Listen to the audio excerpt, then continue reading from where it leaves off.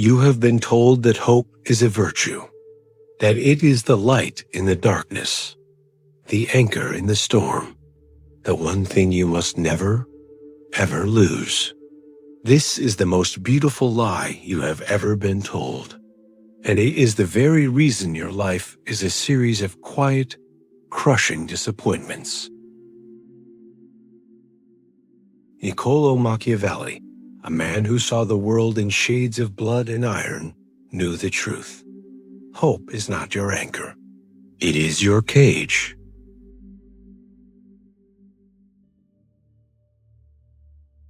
Think of your life as a simple repeating cycle you know too well. You pick a goal and feel a rush of energy and hope. You picture winning, tasting success, and smiling at the future. And the first problem shows up and knocks that balloon of hope. The setback hurts, and the joy turns into anger and quiet pain. The higher your hope, the worse the fall feels in your chest. You call yourself a fool, you hide, and you slowly heal. Then, like before, you start again, chasing that old sweet pain. This loop is no plan for winning. It is a quiet trap. But what if there was another way? A path that is darker, colder, but infinitely more powerful. A path that does not lead to disappointment, because it never began with illusion. Machiavelli and the ancient Stoics before him understood this forbidden path. They knew that true strength, true resilience, and true clarity are not born from optimism. They are forged in the cold, dark fire of strategic pessimism. Today, we are going to deconstruct the tyranny of hope. We will expose it as a tool of manipulation and a prison for the mind. And we will give you the key to a different kind of freedom. The freedom of the man who expects nothing and is therefore ready for anything.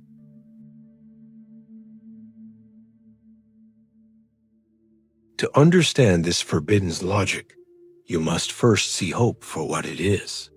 Hope is not a strength. It is a psychological anesthetic. It is a drug you take to numb the pain of a reality you are not yet strong enough to face.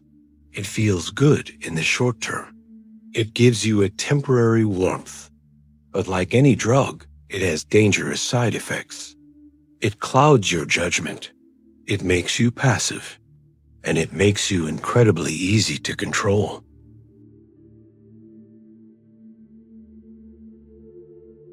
The entire architecture of modern society is built on selling you this drug. Politicians do not sell you policies.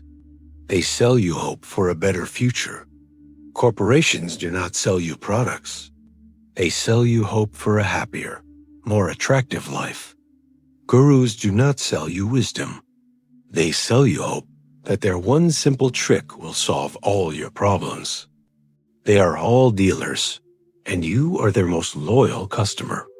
They keep you addicted to the promise of tomorrow, so you never have to confront the brutal reality of today. A hopeful population is a docile population. A population that is always waiting for a savior will never learn to save itself.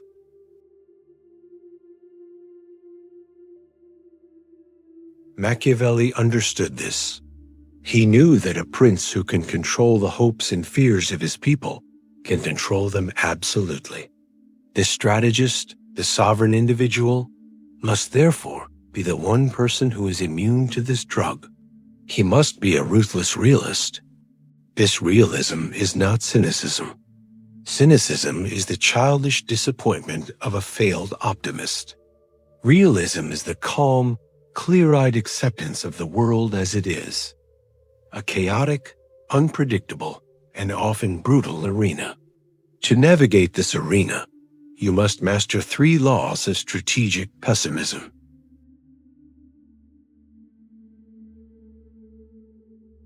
The first rule is the law of assumed loss.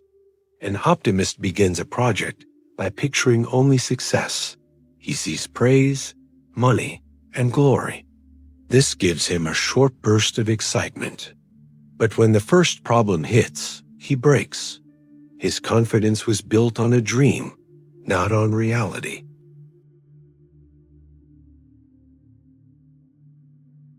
The strategic pessimist starts from the opposite end. He does not ask, what is the best-case scenario? He asks, what is the worst-case scenario? And can I survive it? This is the Stoic practice of Premeditatio Malorum, the premeditation of evils, taken to its Machiavellian conclusion.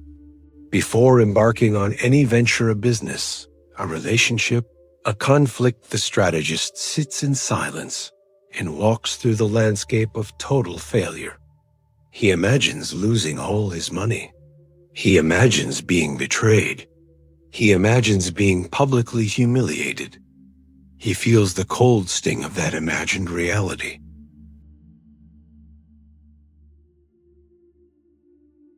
This is not an act of fear. It is an act of vaccination. By exposing himself to a small, controlled dose of the poison of failure in his mind, he builds an immunity to it in the real world. He does two things. First, he stress tests his plan. By imagining everything that can go wrong, he identifies the weak points. He builds contingencies. He prepares for the storm while the sun is still shining. Second, he removes the emotional power of failure. When a setback does occur, he is not shocked. He is not devastated. He thinks, yes, I have already met this demon. I know its name. Now let's get to work.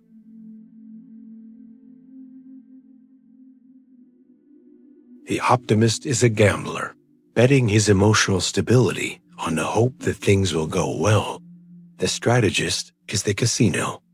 He has calculated all the odds. He has a plan for every outcome. He is prepared to lose the hand because he knows he will win the war. Hope makes you fragile. The calm, clear-eyed acceptance of the worst-case scenario makes you unbreakable.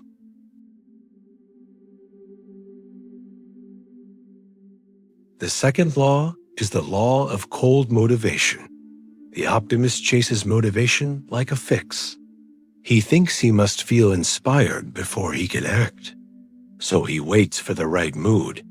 He scrolls through videos, hunting for that rush of energy. But this spark is like fire fed with paper. It flares for a moment, then dies, leaving nothing but ash. It cannot last, and it cannot carry him far.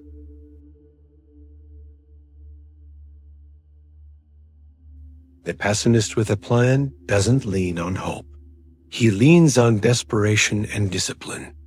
Machiavelli knew people fear loss more than they chase gain. A man with his back to the wall becomes dangerous. He knows no one is coming. He doesn't wait for the right mood. He doesn't need quotes to push him forward. He moves because he has no choice. His drive comes not from a dream of the future, but from the refusal to stay in his present pain. This is the shift you must make. You must stop waiting for hope to rescue you and start using your own desperation as a weapon. Are you in a job you hate? Good. Do not hope for a better one.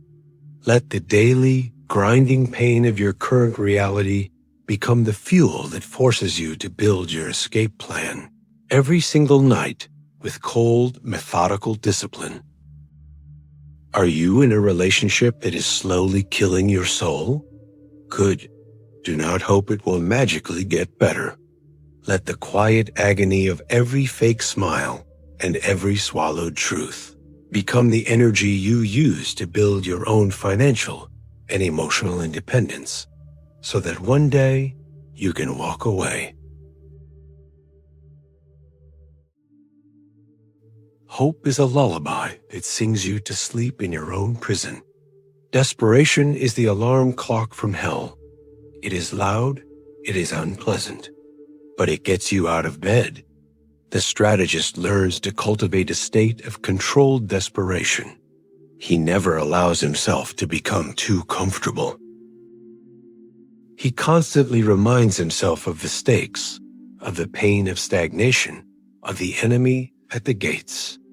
As the ancient Spartans said, "He who sweats more in training bleeds less in war." You must become a warrior. And a warrior's motivation is not hope. It is the cold, hard, and deeply powerful commitment to never, ever be a victim again. It is not titles that honor men, but men that honor titles. Niccolò Machiavelli.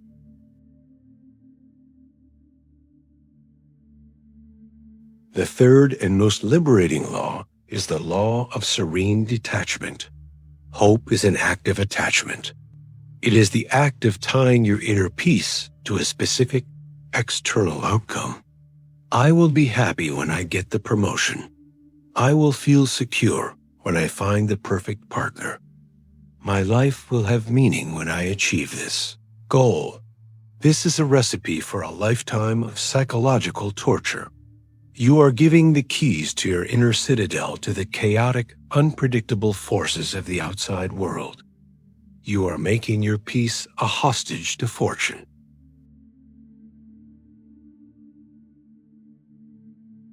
The strategic pessimist cuts these strings. He practices the art of outcome independence. This is a profound and difficult idea. It means learning to separate your actions from your expectations. You give 100% of your effort, your focus, and your discipline to the process, and you ruthlessly abandon any attachment to the result. You do the work, not because you are certain it will succeed, but because doing the work is the right thing to do. You act with virtue, not with hope. The Stoics had a beautiful metaphor for this: the archer. The skilled archer does everything in his power to hit the target.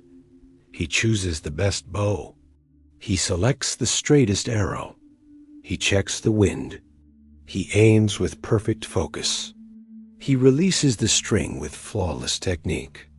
Everything up to the moment the arrow leaves the bow is in his control. But the moment it is in the air, it is no longer his. A sudden gust of wind could blow it off course. The target could move. Anything could happen. The Stoic archer accepts this. He defines his success not by whether he hits the target, but by whether he performed the act of shooting with perfect excellence.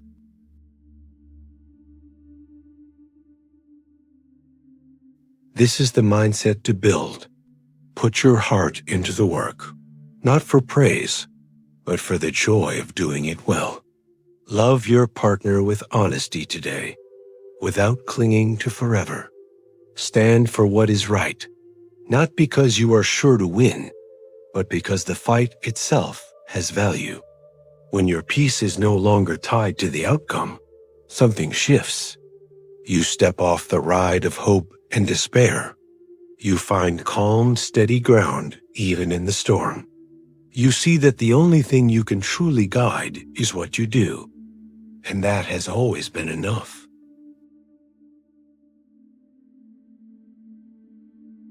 So you see the forbidden's logic, the law of assumed loss, which vaccinates you against failure, the law of cold motivation, which fuels you with desperation, not delusion, and the law of serene detachment, which frees you from the tyranny of outcomes. This is the operating system of the realist, a system that runs on the cold, hard currency of what is, not the beautiful, counterfeit currency of what you hope will be.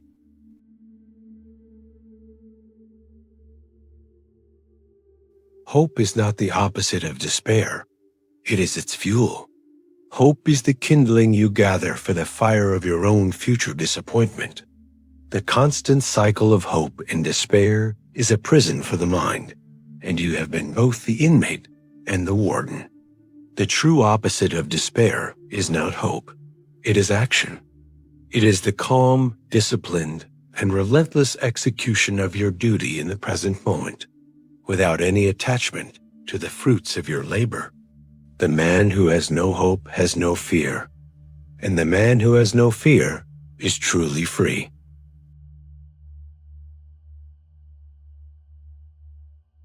So how do you begin to deprogram yourself from this addiction to hope?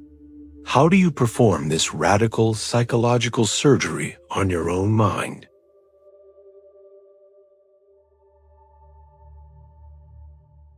First, conduct a hope audit. For 1 week, carry a small notebook. Every time you catch yourself saying or thinking the word hope, write it down. I hope I get the job. I hope she texts me back. I hope this project works out. At the end of the week, look at your list. This is a map of all the places where you have outsourced your emotional well-being to the external world. These are the strings that control you. Awareness is the first step to cutting them.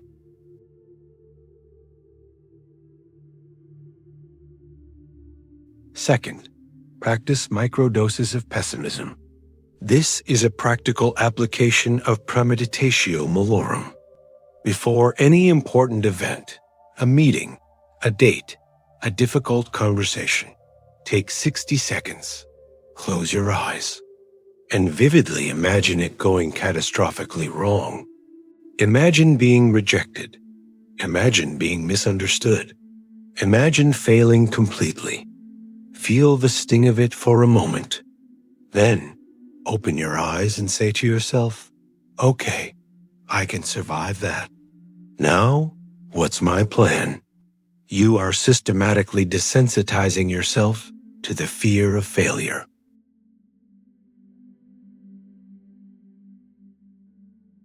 Third, define your archer's shot.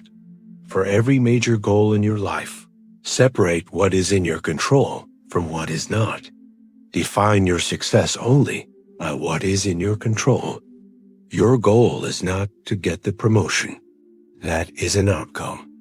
Your goal is to prepare and deliver the most excellent presentation of my career. That is an action. Your goal is not to make her love me. That is an outcome. Your goal is to be the most honest, courageous, and authentic man I can be in this relationship. That is an action. When you define success by your own actions, you become invincible. You can never truly fail because you are always succeeding at the only thing that matters, the disciplined execution of your will.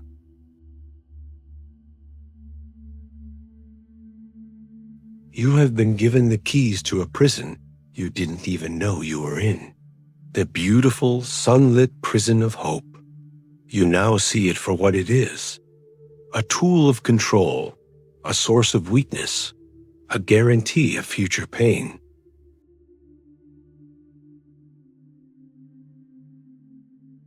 What you do with this knowledge will define the rest of your life.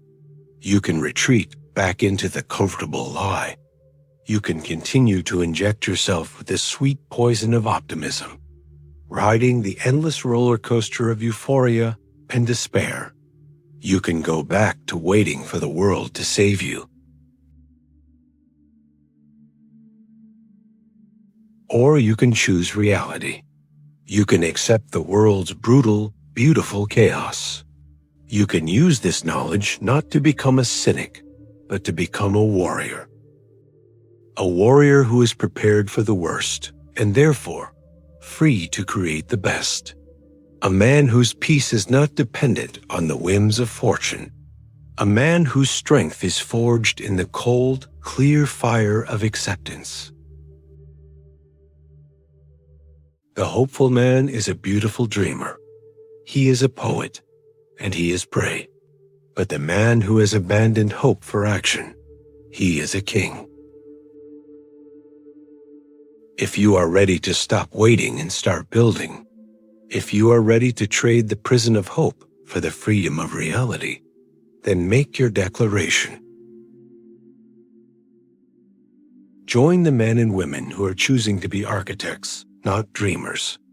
Go to the comments and declare your new philosophy. Write, I do not hope. I act. It is a declaration of your new power. A commitment to the brutal, beautiful now. Subscribe to the Thinker's Codex. Your real training has just begun.